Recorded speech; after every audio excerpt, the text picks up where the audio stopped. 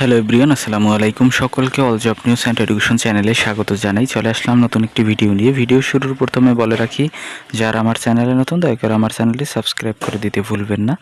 যারা ইতিমধ্যে দিয়েছেন তাদেরকে জানিয়ে অসংখ্য ধন্যবাদ। তো আপনারা অনেকেই প্রশ্ন করেছিলেন উপবৃত্তির টাকা সংক্রান্ত ব্যাপারে, যে উপবৃত্তির টাকা কবে নাগাদ দিতে পারে। এবং দেখেন, উপবৃত্তির টাকা কিন্তু ইতিমধ্যে দেওয়া শুরু হয়েছে। আপনারা জেনে থাকবেন যে এই রিসেন্টলি কিন্তু একটি সভা অনুষ্ঠিত হয়েছে, সেখানে অনেকগুলো সিদ্ধান্ত এসেছে। যেমন হচ্ছে উপবৃত্তির টাকা কবে থেকে আবার দেয়া হবে, এটা হচ্ছে জুন মাসের মাঝামাঝি থেকেই পাঠানো শুরু হতে পারে বলে তারা জানিয়েছে।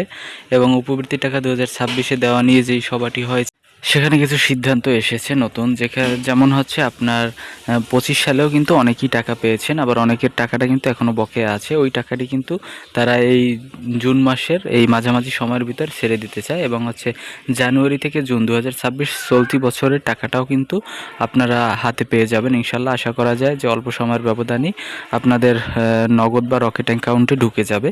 আপনাদের মধ্য থেকে যারা উপবৃত্তির টাকাটি পান, তারা মূলত যদি কারো টাকা এখনও না এসে থাকে, তাহলে আপনারা অফিসে একটু যোগাযোগ করবেন, আপনার প্রতিষ্ঠানের অফিসে যোগাযোগ করবেন, যাতে তারা এই আপনার অ্যাকাউন্ট এবং হচ্ছে কোনো সংক্রান্ত ভুল আছে কিনা, নাম ঠিকানা সংক্রান্ত যদি ভুল থাকে, তখন কিন্তু আপনার টাকাটা কিন্তু ঢুকবে না, তখন কিন্তু আপনি সমস্যায় পড়ে যাবেন।